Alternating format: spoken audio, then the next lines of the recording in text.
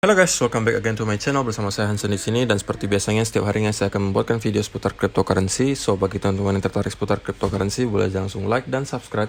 Jangan lupa juga untuk hidupkan lonceng notifikasinya supaya nggak ketinggalan update terbaru seputar cryptocurrency.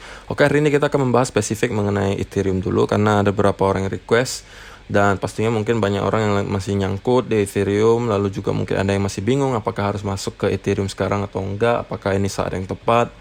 Karena saya melihat sekarang Ethereum berada di level yang cukup penting dan saya pengen bahas. Jadi langsung aja kita mulai videonya. Let's go. Jadi pertama kita akan mulai dari coin market cap dulu. Secara global market cap cryptocurrency hari ini ada di angka 1,37 triliun dolar atau turun sekitar 3,31%. Bitcoin sendiri ada di harga 33.140 dolar atau turun 3,95%. Ethereum ada di harga 2.031 dolar atau turun 6,26%. Ethereum menjadi salah satu koin yang terkoreksi paling dalam di antara beberapa top koin lainnya. Teman-teman bisa lihat baik secara 24 hour maupun 7 days. Jadi dalam waktu 24 jam terakhir maupun seminggu terakhir, Ethereum adalah salah satu yang terkoreksi paling dalam. Kalau dalam seminggu terakhir, Ethereum terkoreksi 8,96%. Dibandingkan dengan top coin lainnya, ini adalah salah satu angka yang paling besar, dan itu menunjukkan bahwa selling pressure-nya di Ethereum sekarang masih cukup besar. Jadi kita pengen bahas secara teknikal maupun secara berita, sentimen seperti apa, oke? Jadi kita bahas beberapa berita dulu yang belakangan keluar untuk Ethereum. Yang pertama adalah pastinya soal Ethereum 2.0 yang banyak sekali dinanti-nantikan para holder Ethereum. Tapi ada satu artikel dari Cointelegraph ini yang menyebutkan Ethereum's 2.0 upgrades aren't the game changer that could bring more user.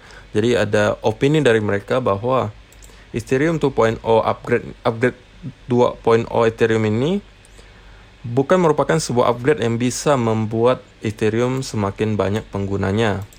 Dan pastinya ini adalah salah satu sentimen yang cukup negatif. Tapi ini hanya soal opini menurut saya ya. Bisa jadi benar, bisa jadi salah. Karena berita-berita lain juga banyak sekali yang bullish long term di Ethereum. Salah satunya dari bank US Goldman Sachs yang mengatakan Ethereum's popularity could see it become dominant store of value. Goldman Sachs say the popularity of Ethereum smart contract means it could overtake Bitcoin as the number one crypto by market cap soon. Jadi menurut Goldman Sachs ini, dalam jangka waktu panjang Ethereum bisa jadi akan menyalip Bitcoin dan menjadi kripto nomor satu secara market cap. Jadi Goldman Sachs bullish long term jangka panjang, dan mereka menganggap Ethereum nanti akan bisa menyalip Bitcoin dan menjadi top coin, atau secara market cap Ethereum akan menjadi nomor satu yang paling besar. Kemudian juga pastinya ada soal EIP 1559. Jadi kalau misalnya nanti tanggal 4 Agustus sudah berlaku EIP 1559 ini, Ethereum akan menjadi salah satu aset yang deflationary atau aset yang deflasi gitu ya, yang semakin lama semakin berkurang. Dan di sini dikatakan what it does is adjust the auction mechanism for the fee calculation structure and burns a portion of transaction fee. Jadi gimana caranya bisa jadi deflasi? Caranya adalah sebagian nanti kalau sudah aktif di 4 Agustus, kalau udah EIP 1559 ini aktif, maka sebagian dari biaya transaksinya Ethereum itu sebagiannya akan di burn, dan itu bisa jadi akan menyebabkan Ethereum menjadi aset yang deflasi. Oke, jadi itu pastinya juga secara long term dan jangka panjang bisa jadi salah satu hal yang sangat bullish ya. Karena ya kalau sebuah aset makin sedikit, supply-nya makin langka, otomatis harganya biasa akan semakin tinggi. Itu adalah soal sentimen. Sekarang kita coba langsung lihat ke chartnya aja. Dalam beberapa minggu terakhir kita bisa lihat Ethereum masih banyak sekali selling pressure-nya di sini. Teman-teman bisa lihat cukup dalam koreksinya, dan kita masih koreksi lagi di sini. Dan sekarang kita berada di level yang cukup penting menurut saya. Sebelumnya kita udah breakdown dari rising wedge ini, breakdown. Kemudian ada symmetrical triangle, kita juga breakdown lagi, dan sekarang kita tertahan di area sekitar 2030-an dolar. Dan ini bukanlah suatu areal yang asing, karena kenapa? Teman-teman bisa lihat sendiri, sebelumnya kita juga tertahan di sekitar area sini, di sekitar 2030-an sekali. Di sini juga kesusahan, di sini juga sama, di sini juga sama. Jadi memang ini udah menjadi salah satu titik resistan yang cukup kuat sebelumnya dan menjadi support. Ini sekarang juga lagi mencoba untuk menjadi support.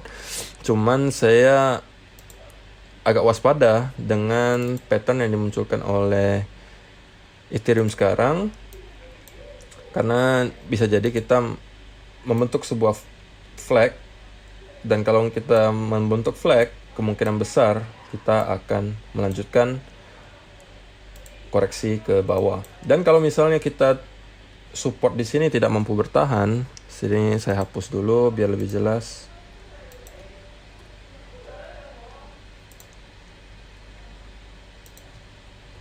Oke.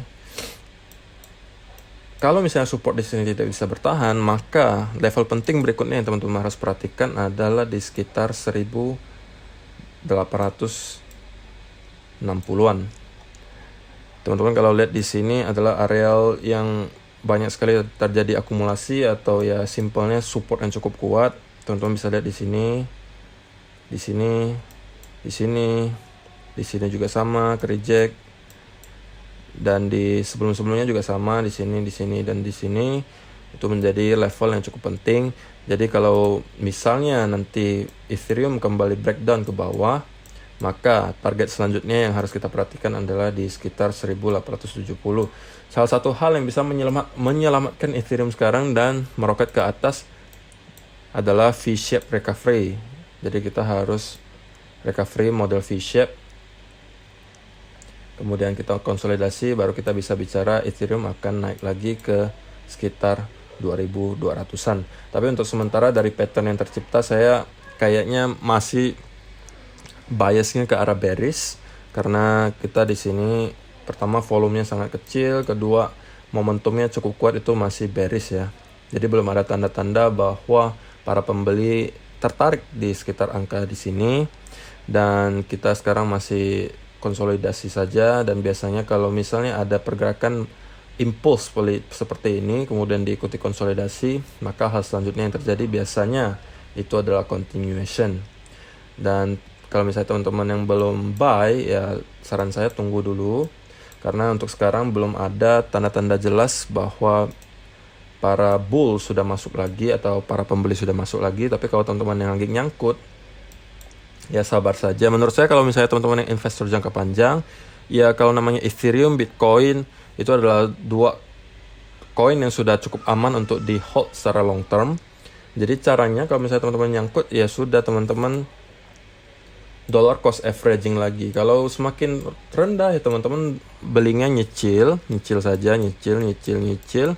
Nanti teman-teman dapat harga rata-ratanya semakin rendah, dan otomatis itu nanti akan membuat teman-teman cuannya lebih gede kalau misalnya Ethereum sudah kembali ke all time high-nya. Jadi kalau misalnya investor jangka panjang, otomatis ya tidak ada masalah, cukup teman-teman hold dan dollar cost averaging saja. Tapi kalau misalnya teman-teman yang trader jangka pendek dan pengen open posisi di Ethereum, saran saya kalau mau buy, jangan dulu sekarang, karena kemungkinan besar menurut saya kita masih akan koreksi lebih dalam, kecuali kita melihat momentum yang cukup kuat ke arah atas dan kemudian konsolidasi, nah kita bisa buy. Tapi kalau misalnya kita modelnya seperti flag, maka kemungkinan besar kita akan continuation ke bawah. Jadi itu adalah analisa teknikal menurut saya yang teman-teman bisa jadikan pedoman, dan pastinya juga teman-teman harus analisa sendiri juga ya. Jangan hanya mengandalkan analisa saya, karena bisa saja saya salah. Tapi kalau saya pribadi, saya masih lebih yakin untuk membeli di area di sini. Atau kalau misalnya Ethereum sudah menunjukkan ada pembeli yang cukup signifikan dengan adanya momentum bullish yang cukup besar, baru saya akan memikirkan untuk buy. Oke, jadi videonya saya rasa sampai di sini dulu guys. Terima kasih udah nonton, semoga bermanfaat, dan kita akan bertemu lagi di video berikutnya. Jangan lupa di like dan di share kalau teman-teman suka dengan video ini. Terima kasih yang udah nonton. Kita akan bertemu lagi besok. Thank you dan bye-bye.